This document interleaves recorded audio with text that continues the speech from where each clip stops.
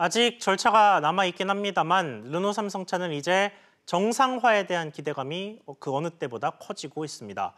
그러면 이번 사태가 남긴 건 뭔지 취재 기자와 조금 더 짚어보겠습니다. 윤지혜 기자 나왔습니다. 자, 윤 기자. 네. 우선 이 마지막 관문이라 하는 내일 있을 조합원 투표 전망은 어떻습니까? 네, 사실 지난달 잠정안이 부결이 된 적이 있지 않았습니까? 예. 하지만 이번에는 타결 가능성이 다소 커 보입니다. 이 노조가 수세인 상태에서 잠정안에 합의를 한 데다 1차 투표 때 반대를 했던 영업직과 정비직군 노조원들과도 어느 정도 소통이 돼서 이 타결에 대한 기대감이 커지고 있는 상황인데요.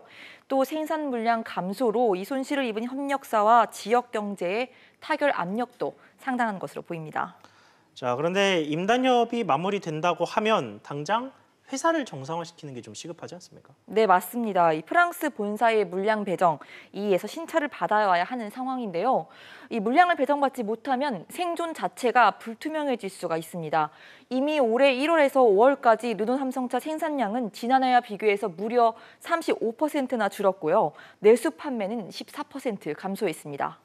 자, 지난 1년여간 이 노사가 좀 질질 끌어오면서 손실도 좀 막심했는데 네. 이번 르노 삼성 사태가 남긴 과제가 있다면 어떻게 분석해 볼 수 있을까요? 네, 우선 우리나라 자동차 노사 구조에 이런 근본적인 원인이 있다는 분석이 나오고 있는데요. 전문가 의견으로 직접 들어보시겠습니다. 예.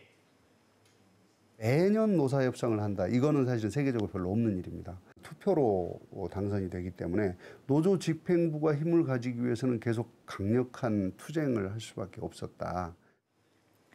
네, 이런 노사 형태가 있지만 지금은 자동차 산업 환경이 과거 급성장하던 때와는 다르거든요.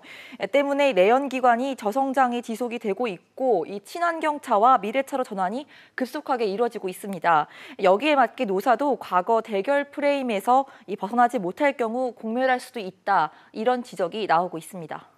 그렇군요. 윤 기자 잘 들었습니다.